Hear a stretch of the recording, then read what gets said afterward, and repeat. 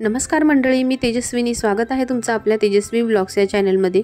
मंडळी, आता आपल्या बऱ्याच व्हिडिओमध्ये तुम्ही बघतात की माझी 1 वर्षाची मुलगी आहे, तर तिच्यासाठी आज मी हेल्दी असा एक रेसिपी बनवत आहे. ती आज मी तुमच्यासोबत शेअर करत आहे.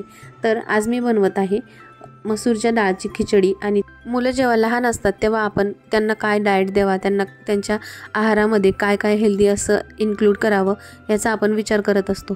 तर त्यातलाच एक महत्त्वाचा असा डाळ आहे जी मुगाची डाळ तर आपण नेहमीच करत असतो. तुरीची डाळसुद्धा आपण नेहमी करतो, पण सगळ्या डाळींमध्ये सगळ्यात जास्त पौष्टिक आणि हेल्दी अशी डाळ म्हणजे लाल मसूर. तर इथे मी एका कुकरमध्ये तुपाची फोडणी देऊन घेत आहे. म्हणजे मी 2 चमच तूप टाकलं. लहान मुलांना बनवत असताना मोस्टली तुपाचाच यूज करावा आणि घरचं असलं तर बेस्टच आहे. मग नंतर त्यामध्ये मी जिरं आणि मोहरी याची फोडणी देऊन घेतली आहे. आणि त्यानंतर त्यामध्ये कढीपत्ता टाकलेला आहे.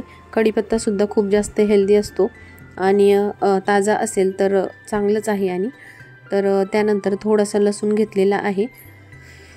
काय होत असतं, आपण जेव्हा लहान मुलांसाठी काही बनवतो त्यावेळेस जेव्हा ते त्यांना समजायला लागतं तर या सगळ्या गोष्टी ते काढून टाकतात.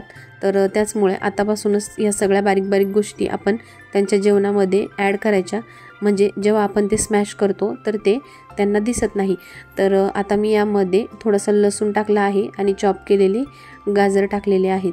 तसेच यामध्ये मी टोमॅटो आणि थोडीशी पालकसुद्धा टाकलेली आहे, कारण पालकसुद्धा मुलांसाठी खूप जास्त हेल्दी असते. आणि खिचडी करत असताना ह्या बाकीच्या गोष्टीसुद्धा आपण जेव्हा त्यामध्ये ॲड करतो तर त्याचा वेगळाच एक फ्लेवर तयार होतो आणि मुलांसाठी हेल्दीसुद्धा असते. तर आता इथे मी सगळं इन्ग्रेडियंट्स टाकून त्याची फोडणी देऊन घेतली. 5 ते 10 मिनटं वाफवून घेतल्यानंतर त्यामध्ये मी हळद टाकलेली आहे. आणि हळदीची क्वांटिटी थोडीशी जास्त ठेवायची, म्हणजे हळद ही मुलांसाठी चांगली असते आणि अँटीबॅक्टेरियल असते.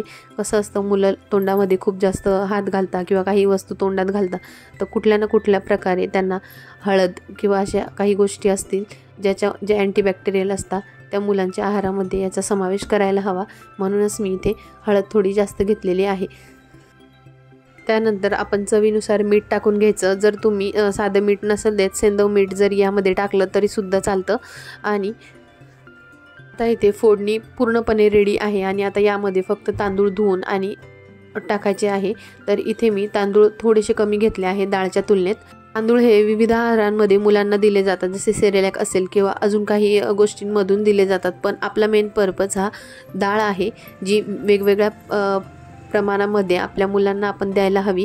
तर इथे मी तांदूळ थोडेसे कमी घेतले आणि त्याच्या तुलनेत डाळ घेतली.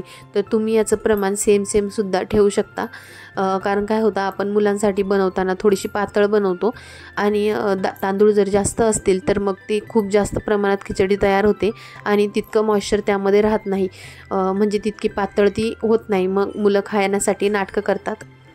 तर चला, आता इथे तांदूळ आणि डाळ मस्त असे वॉश करून घेतले आहेत आणि कुकरमध्ये टाकलेले आहेत. तर आता पहिले आपण त्या सर्व मसाल्यामध्ये व्यवस्थित हे सर्व हलवून घेऊ, म्हणजे ते व्यवस्थित मिक्स करून घेऊ. आणि नंतर त्यामध्ये पाणी टाकणार आहे. तर आणि तुम्ही तुमच्या अंदाजानुसार घेऊ शकतात, जसं तुमचं मुलं खात असतील, थोडंसं जाड किंवा एकदम पातळ असं. तर इथे मी थोडंसं जास्त असं पाणी टाकलं आहे, कारण तिच्यासाठी कन्सिस्टन्सी मेंटेन होण्यासाठी. आता इथे माझा कुकर लावून झालेला आहे आणि एकदम लो फ्लेमवर कमीत कमी 3 ते 4 शिट्ट्या काढून घ्यायच्या आहेत, म्हणजे भात असा एकदम मऊ लुसलुशीत शिजतो आणि डाळसुद्धा एकदम छान अशी शिजते. तर इथे ना 4 ते 5 शिट्ट्या झाल्यानंतर मी गॅसचं बंद केलेलं आहे आणि वाफ काढून घेते आहे. हे वाफ काढण्याचं कारण असं की त्यामध्ये थोडंफार काही पाणी राहतं, तर त्यामुळे भात असा सॉफ्ट राहतो. जर आपण असंच बंद ठेवलं कुकर तर ते अधिक घट्ट होत जातं आणि मग पुन्हा तो मऊ करण्यासाठी किंवा पातळ करण्यासाठी आपल्याला पाणी ॲड करावं लागतं. तर असं करण्यापेक्षा नंतर पाणी वाढवल्यावर त्याच्या टेस्ट पण खराब होऊन जाते. तर आधीच असं काही छोट्या छोट्या गोष्टी आपण करायला पाहिजे. तर त्यानंतर बघा, भात मस्त असा शिजलेला आहे आणि आता हा मी काढून घेतला. एकदा आपण हा भात बनवला ना की कमीत कमी 1 ते 2 वेळा आपण मुलांना खाऊ घालूच शकतो, कारण हेल्दी आहे.